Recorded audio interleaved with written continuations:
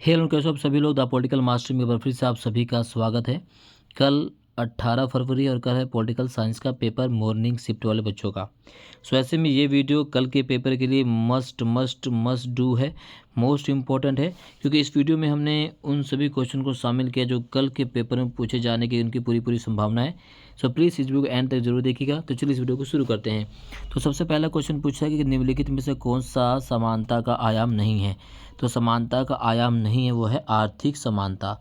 बाकी तीनों जो है समानता के आयाम हैं। तो भारतीय संविधान में जो समानता है वो अनुच्छेद 14 से 18 तक जो है प्रदान की गई है समानता का अधिकार। तो इसमें से समानता का आयाम नहीं वो है आर्थिक समानता। दूसरा है अलोंग वॉक टू फ्रीडम किसने लिखी है। तो अलोंग वॉक टू फ्रीडम के जो लेखक हैं ये हैं नेल्सन मंडेला। दक्षिण अफ्रीका के पहले राष्ट्रपति नेल्सन मंडेला थे। 28 सालों तक ये जेल में रहे और उसके बाद 1996 में दक्षिण अफ्रीका का संविधान लागू किया गया। ठीक है, तो यहाँ से क्वेश्चन पूछा जाता है आंग सान सू की पुस्तक क्या थी। तो आंग सान सू की पुस्तक का नाम था द फ्रीडम फ्रॉम फियर। क्या था? The freedom from fear. इसी प्रकार से महात्मा गांधी की पुस्तक का नाम क्या है। तो महात्मा गांधी की पुस्तक का नाम है हिंद स्वराज। क्या नाम है? हिंद स्वराज महात्मा गांधी की पुस्तक का नाम है। निम्नलिखित में से कौन सी पुस्तक प्लेटो द्वारा लिखी गई। तो प्लेटो ने किस पुस्तक की रचना करी है। तो प्लेटो द्वारा जिस पुस्तक की रचना की गई है वह रिपब्लिक। रिपब्लिक के लेखक का नाम क्या है? प्लेटो।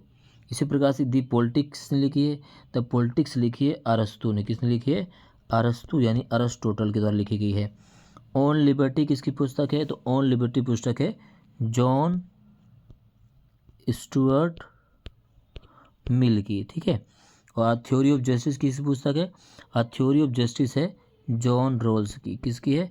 जॉन रोल्स की पुस्तक का नाम क्या है? Theory of justice. तो इस प्रकार से एग्जाम में क्वेश्चन पूछे जा सकते हैं। अगला है कि संयुक्त राष्ट्र द्वारा मानवाधिकार की सार्वभौमिक घोषणा कब की गई। तो संयुक्त राष्ट्र के द्वारा मानवाधिकार की जो सार्वभौमिक घोषणा की गई वो की गई है 10 दिसंबर 1948 को। किस द्वारा? 10 दिसंबर 1948 को संयुक्त राष्ट्र संघ के द्वारा मानवाधिकारों की सार्वभौमिक घोषणा की गई। एक राष्ट्र निर्माण के लिए निम्नलिखित में से किसकी आवश्यकता नहीं है। तो राष्ट्र निर्माण के लिए किसकी आवश्यकता नहीं है। तो वह है समान राजनीतिक मूल्य की राष्ट्र निर्माण की आवश्यकता नहीं है। अगला है भारत सभी धर्मों को समान महत्व देता है। तो बिल्कुल भारत धर्मनिरपेक्ष राज्य है, तो भारत सभी धर्मों को समान महत्व देता है। भारत की धर्मनिरपेक्षता पश्चिमी देशों से भिन्न है। तो ये भी सही है। तो भारत की जो धर्मनिरपेक्षता है वो पश्चिमी देशों से भिन्न है। दोनों सही कथन है, लेकिन इसका जो ऑप्शन होगा वो होगा बी, अभिकथन और कार्ड दोनों से, लेकिन व्याख्या सही नहीं है। इसी प्रकार से क्वेश्चन नंबर जो 17 पूछा गया है, क्या वो अधिकार दिया गया है, हमें इसे मिलान करना है। तो सबसे पहले हम बात करते हैं अधिकार क्या है। अधिकार नागरिकों के विकास के लिए बहुत जरूरी है और भारतीय संविधान में भारतीय नागरिकों को भाग 3 में जो है भाग 3 में 6 मौलिक अधिकार दिए गए हैं। पहले इनकी संख्या 7 थी लेकिन वर्तमान में 6 हैं। तो देख लेते हैं कौन कौन से अधिकार कहाँ कहाँ से मिल खाते हैं। तो देखिए स्वतंत्रता का अधिकार। तो स्वतंत्रता का अधिकार जो है अनुच्छेद 19 से 22 तक में दिया गया है। समानता का अधिकार। तो समानता का अधिकार अनुच्छेद 14 से 18 में है। शोषण के विरुद्ध अधिकार जो है वो 23 से 24 में है। इसी प्रकार से धार्मिक स्वतंत्रता का अधिकार जो है 25 से 28 में है। इसी प्रकार से अनुच्छेद 32 किसकी बात करता है? संवैधानिक उपचारों के अधिकारों की बात करता है। तो यहाँ से अधिकार से क्वेश्चन आ सकता है, अधिकार क्यों जरूरी क्वेश्चन आ सकता है। इसी प्रकार से अनुच्छेद 17 क्या है? अस्पृश्यता का अंत। 18 क्या है? उपाधियों का अंत। ठीक है, समान कार्य के लिए समान वेतन अनुच्छेद 16। ऐसे जो क्वेश्चन आपसे पेपर में पूछे जा सकते हैं। ठीक है ना। राजनीतिक दलों को मान्यता कौन देता है। तो राजनीतिक दलों को मान्यता देता है भारत का राष्ट्रपति, प्रधानमंत्री, सुप्रीम कोर्ट। तो इसका जो सही आंसर है भारत का चुनाव आयोग जो है राजनीतिक दलों को मान्यता देता है। 2 प्रकार के राजनीतिक दल होते हैं, क्षेत्रीय दल और राष्ट्रीय दल। हाल ही में किस पार्टी को राष्ट्रीय दल का दर्जा दिया गया? वह आम आदमी पार्टी। बाद में कार्यपालिका का प्रमुख कौन होता है? तो बाद में कार्यपालिका का जो प्रमुख होता है वो होता है प्रधानमंत्री। राष्ट्रपति सरकार का प्रमुख नहीं होता, यह किसका होता है? देश का प्रमुख होता है राष्ट्रपति। ठीक है, भारत के मुख्य न्यायाधीश और गृह मंत्री। अगला, धन विधेयक किस सदन में पेश किया जा सकता है? तो धन विधेयक जो है वो पेश किया जा सकता है राज्यसभा, लोकसभा। तो धन विधेयक जो पेश किया जाएगा वो किया जाएगा लोकसभा में। भारत में सर्वोच्च न्यायालय या उच्च न्यायालय के न्यायाधीशों को कौन हटा सकता है? तो भारत में सर्वोच्च न्यायालय या उच्च न्यायालय के न्यायाधीशों को हटा सकता है भारत के मुख्य न्यायाधीश। ठीक है, जो अपॉइंट करेंगे वही हटाने का अधिकार भी रखते हैं। इसी प्रकार से इन सभी क्वेश्चंस को आपको कवर कर लेना है। वैश्य सार्वभौम वैश्य के मताधिकार, तो क्या है? भारत का प्रत्येक नागरिक जिसकी उम्र 18 वर्ष या उससे अधिक है उसे मत देने का अधिकार, उसके साथ किसी भी प्रकार का भेदभाव नहीं किया जाए, चाहे वो किसी भी जाति का हो, किसी भी नस्ल का हो, किसी भी धर्म का हो, उसके साथ किसी भी प्रकार को भेदभाव नहीं किया जाना चाहिए। संविधान में संशोधन क्यों किए जाते हैं? संविधान में आवश्यकता और परिस्थिति के अनुसार संविधान में संशोधन करना जरूरी है, क्योंकि इससे संविधान जो है जीवंत बना रहता है, गौड़ नहीं होता है, और अधिकारों की व्याख्या भी सही प्रकार से होती रहती है। भारतीय संविधान में संशोधन करने के अधिकार जो है वो संसद के पास है, और संसद को अधिकार 1973 में केशवानंद भारती वाद के तहत दिया गया था। भारतीय संविधान में जो है संसद जो है संशोधन कर सकती है अनुच्छेद 368 के तहत, और अनुच्छेद 368 के तहत जो है 3 प्रकार से संशोधन होते हैं: साधारण बहुमत से, विशेष बहुमत से, और विशेष प्लस में आधे से अधिक राज्यों की सहमति से संशोधन किए जाते हैं। स्थानीय सरकार लोकतंत्र को कैसे मजबूत करती है? तो जो स्थानीय सरकार है वो लोकतंत्र की पौधशाला भी कहा जाता है। तो स्थानीय सरकार को लोकतंत्र की पौधशाला कहा जाता है, लोकतंत्र की नींव कहा जाता है। तो स्थानीय सरकार लोकतंत्र को मजबूत करती है। धर्मनिरपेक्षता से आप क्या समझते हैं? जो धर्मनिरपेक्षता का मतलब होता है जैसे कि राज्य का अपना कोई धर्म ना हो, सभी धर्म क्या हो? एक समान हो, धर्म के आधार पर किसी से कोई भेदभाव ना किया जाए। ठीक है। क्या वैश्वीकरण के युग में राष्ट्रवाद अप्रासंगिक हो गया है? किसी व्यक्ति के लिए किसी की नागरिकता क्यों जरूरी है? अधिकार दो, नागरिकता क्यों जरूरी होती है? किसी व्यक्ति के लिए उस राज्य में अधिकारों का प्रयोग करने के लिए सरकार द्वारा बनाई गई योजनाओं को लाभ उठाने के लिए उस व्यक्ति को राज्य का नागरिक होना अपरिहार्य है। ठीक है ना। चुनाव लड़ने के लिए अधिकारों के साथ हमेशा जिम्मेदारियां आती हैं, बिल्कुल अधिकार के साथ साथ जिम्मेदारियां भी आती हैं। बिना कर्तव्य या बिना जिम्मेदारी का अधिकार का उपयोग करना सही नहीं होता है। राजनीति वही है जो हमारा राजनेता कर रहे हैं, समझाइए हमें विद्यालय पर राजनीति सिद्धांत क्यों पढ़ना चाहिए? तो ये सभी क्वेश्चन आपको कवर करके चलने हैं। साथ साथ मैं आपको बताते चलूँ कि आज जो है 9 बजे 9 PM 9 बजे जो है ना लाइव क्लास है, क्लास 11th पॉलिटिकल साइंस की, तो उसे ज़रूर ज्वाइन कीजिएगा। जितने भी इम्पोर्टेंट क्वेश्चन हैं, टॉपिक है, उन सभी को इस लाइव सेशन में हम कवर करने वाले हैं, और 80 में से 80 नंबर 100% आपके आ सकते हैं। तो लाइव सेशन को ज्वाइन कीजिएगा। कहा जाता है कि हमारा संविधान लोगों के प्रतिनिधियों द्वारा नहीं बनाया गया है और इसलिए प्रतिनिधि मूलक नहीं है। अपने उत्तर के समर्थन में उचित तर्क लिखिए। फिर इसी प्रकार से अनुच्छेद जो है क्वेश्चन पूछा गया है। और अगला है भारत के मानचित्र। तो यहाँ देखिए सर्वाधिक जनसंख्या वाला राज्य कौन सा है? राज्य जिसमें फिल्म उद्योग मौजूद है, राज्य जहाँ कन्नड़ भाषा बोली जाती है, राज्य जिसकी राजधानी अमरावती है। इसी प्रकार से द्विसदनी विधायिका वाले क्वेश्चन पूछे जाएंगे आपसे, कौन कौन से हैं। कार्टून से संबंधित क्वेश्चन, ये क्वेश्चन इंपॉर्टेंट है। इस तरह से कार्टून आपके जो है पेपर में 5 नंबर का पूछा जाएगा, तो ये कार्टून आपको कवर करके चल लेना है। फिर देखिए 6 नंबर वाले क्वेश्चन, ठीक है, ये 6 नंबर वाले सारे क्वेश्चन हमें कवर करके चलने हैं। इन सभी को हमने पहले इंपॉर्टेंट क्वेश्चन आंसर की सीरीज में कवर रखा है।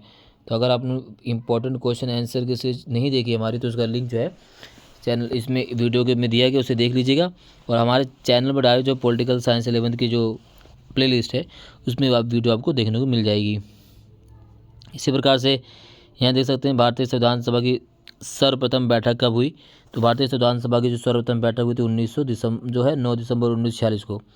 और इस बैठक की अध्यक्षता किसने की थी? तो इस बैठक के अध्यक्ष थे डॉक्टर सच्चिदानंद सिन्हा। क्या थे? डॉक्टर सच्चिदानंद सिन्हा, जो अस्थायी अध्यक्ष थे। फिर 11 दिसंबर 1946 को संविधान सभा की दूसरी बैठक हुई, तो इसके अध्यक्ष थे डॉक्टर राजेंद्र प्रसाद, जो परमानेंट अध्यक्ष हुए। ठीक है ना। फिर इसी में एक होती तीसरी बैठक 13 दिसंबर 1946 को, और इस दिन जो है भारतीय संविधान की प्रस्तावना उद्देश्य प्रस्ताव पेश किया गया था और इस उद्देश्य प्रस्ताव को 22 जनवरी को 1947 को सर्वसम्मति से संविधान सभा ने पास कर दिया और पेश किया था पंडित जवाहरलाल नेहरू ने। ठीक है ना। भारतीय संविधान सभा जो है द्वारा संविधान सभा के द्वारा प्रारूप समिति का अध्यक्ष किसे चुना गया था? दो थे प्रारूप समिति के अध्यक्ष डॉक्टर B.R. अम्बेडकर प्रारूप समिति के अध्यक्ष थे। भारतीय संविधान सभा संविधान का निर्माण कब किया गया? तो संविधान बन चुका था 26 नवंबर 1949 को बनकर तैयार हो गया था और इसे 26 जनवरी 1950 को लागू किया गया। अंतिम बैठक भारतीय संविधान सभा कब हुई थी? तो 24 जनवरी 1950 को अंतिम बैठक हुई थी।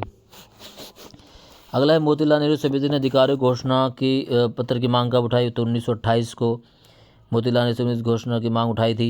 यहाँ पे सभी उत्तर को दिया गया है। निम्नलिखित में कौन प्रत्यक्ष लोकतंत्र के सबसे नज़दीक बैठता है? वह है परिवार की बैठक में होने वाली चर्चा। सरसरी से स्थान भरना है। भारतीय संविधान पर किसका सबसे अधिक प्रभाव पड़ा है? तो 1919 और 1935 के भारत शासन अधिनियम को। लोकसभा के लिए कितनी सीटें के चुनाव होता है? 19 जो है 543। राज्यसभा के लिए 250। लोकसभा और राज्यसभा में डिफरेंस पूछेगा आपसे। लोकसभा और राज्यसभा में डिफरेंस भी आपसे पूछा जा सकता है, इसमें भी आपको कवर करके चलना है। तो सारी चीज़ें क्वेश्चन आपको कवर करके चलना एग्जामिनेशन के लिए काफ़ी महत्वपूर्ण है। ठीक है ना। ये सारे के सारे क्वेश्चन आपको कवर करके चलना है कल के एग्ज़ाम के लिए, तो ये ज़रूर कीजिएगा, बहुत महत्वपूर्ण है। इसी प्रकार से राजनीतिक सिद्धांत किन्हीं दो क्षेत्रों को समझाइए। रोल्स के अज्ञानता के जो आवरण से क्या तात्पर्य है? किन्हीं दो राजनीतिक अधिकारों का वर्णन कीजिए। एक नागरिक का दूसरे नागरिकों के प्रति क्या कर्तव्य है? राष्ट्रवाद जो है साम्राज्यों के पतन के लिए जिम्मेदार रहा है, स्पष्ट कीजिए। संविधान के दो महत्वपूर्ण कार्यों को उल्लेख कीजिए। ये चीज़ आपको कवर करके चलनी एग्जामिनेशन के लिए। हमें मौलिक अधिकारों की आवश्यकता क्यों है? और सर्वाधिक वोट पाने वाले की जीत और समानुपातिक प्रतिनिधि चुनाव व्यवस्था में कोई 4 अंतर लिखना है, यानी first pass the post system और समानुपातिक प्रणाली से क्वेश्चन पूछ सकता है अंतर में।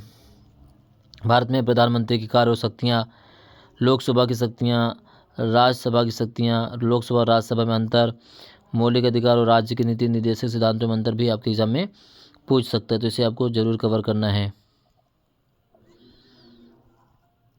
ठीक है, ये सारी चीज़ें आपको कवर करनी है। कार्टून दिया गया है, कार्टून से क्वेश्चन पूछा गया है, इस कार्टून को कवर करना है। ठीक है, ये आपको कवर करके चलने एग्जाम के लिए। फिर गद्यांश वाला क्वेश्चन है, गद्यांश वाला क्वेश्चन को कवर करना है आपको। ठीक है, तो ये चीज़ें आपको कवर करनी है पेपर के लिए। फिर भारत के रेखा मानचित्र में 4 द्विसंधात्मक विधानसभा राज्य कौन कौन से हैं? तो आंध्र प्रदेश, महाराष्ट्र, उत्तर प्रदेश, कर्नाटक, तेलंगाना, बिहार। कोई 4 आपको लिख देना है। 6 नंबर क्वेश्चन जनहित याचिका क्या है? न्यायपालिका संविधान के संरक्षक है, कैसे? पंचायती राज व्यवस्था, अभिव्यक्ति की स्वतंत्रता। ठीक है, जॉन स्टुअर्ट मिल का हानि का सिद्धांत, सामाजिक न्याय की स्थापना और न्याय के विभिन्न आयाम। तो ये क्या है, काफ़ी इंपॉर्टेंट क्वेश्चन है। इसके अलावा जो है आपका धर्मनिरपेक्षता से पश्चिमी धर्मनिरपेक्षता और भारतीय धर्मनिरपेक्षता मंत्र पूछे, राष्ट्रवाद के जो कारण पूछ सकता है आपसे पेपर में। ये चीज़ आपको कवर करके एग्जामिनेशन के लिए जानी है। ठीक है, राष्ट्र में बाधक तत्व कौन कौन से हैं? तो ये वीडियो काफ़ी इम्पोर्टेंट है। और आज 9 बजे 9 PM the political master channel पर लाइव क्लास होने वाली है, उस लाइव क्लास को जरूर ज्वाइन कीजिएगा। इस वीडियो में बस इतना ही, बहुत बहुत धन्यवाद, जय हिंद।